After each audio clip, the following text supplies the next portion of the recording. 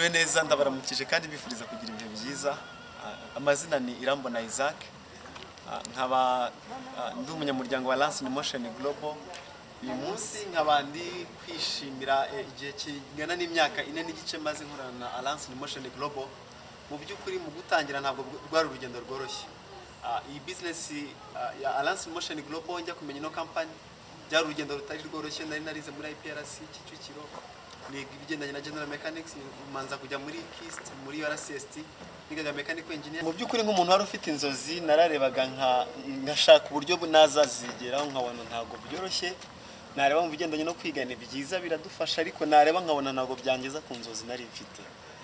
Ngerageza mu gushakishiza mu bintu byinshi, ngerageza gukora ibigendanye na sudire biranga mu bigendanye n'ubuyede biranga, shinga alimentation kumuhima biranga. Nibwo natangiye kugenda acuruza amacapati, amapiza, amagozete nshakisha, nabwo mbona biranze. Avuga ko ntaho ntageragereje mu gushakisha ubuzima nk'iterambere nk'umuntu wumvaga mfite aho nifuza kugera, ariko nararebaga muri condition y'ubuzima narimbayemo nkabona ntago byoroshye cyane, ko narebaga nkabasanga nta muvandimwe cyangwa umubyeyi cyangwa inshuti yakugeza ku ntego ndetse n'iterambere wifuza. Rero umuvandimwe naje gura n'umuvandimwe navuga ngo ni nka Marike Imana ari nyoherereje igira neza yive. Twari twaraburiye muri IPRC Kicukiro muri kaminuza, anganiriza amakuru ya business. Ubwa mbere mbibwirwa ntago numvaga ko ari business yabasha guhindura ubuzima bwanjye, ariko narize niga uburyo business ikora. Ntabwo navuga ngo nkibireba nabonaga ko ari ibintu byagiraho bingeza, ariko nyuma yo kwiga yanyeretse urugendo rw'abantu bashe gutera imbere muri no business, nawe nyereka yaramaze kugera. Mu by'ukuri mbona ko ari business ishoboka, ariko nagize imboga 30 bisha telefone. Yes, telefone nawe imaze kwitanga bamwe 42 amafaranga ntiyavamo.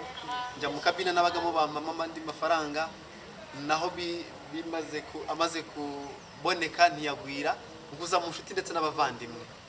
Nyimara kubona igishoro ntangira business ifatanya n'abandi bavandimwe. Ntago rwari urugendo rworoshye, ariko icyo nishimira uyu munsi nyuma y'iyo myaka 4 naho business maze kuba yamfasha kugera, ndetse na timu yanjye ku rwego nabashe kugura business.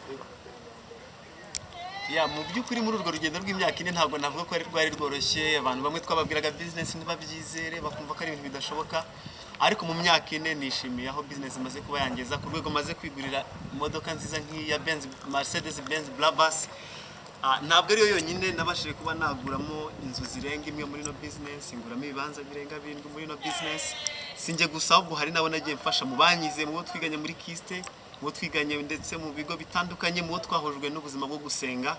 Hari abamaze gutera imbere bitewe n'amakuru nabahaye no business. Rero uyu munsi ndashima Imana kubwa achievement nziza nk'ingi, imodoka nziza nk'iyi MERCEDES BENZ BRABUS from this business of Lance in Motion Global. Icyo nasoza mbwira buri wese no kuvuga ngo amahirwe ari yose uzabona mu buzima ntuzigere uzuyaza. Yaba uri gutangira muri no business, never give up.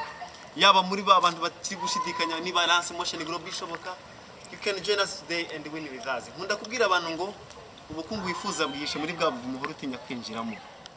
Hi. Hello. Who are we?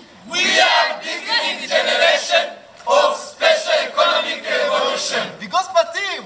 We challenge challenges with one spirit, smart work, and The consistency. great billionaires. We are slow workers, but we never walk back. You may see us struggling, but you never see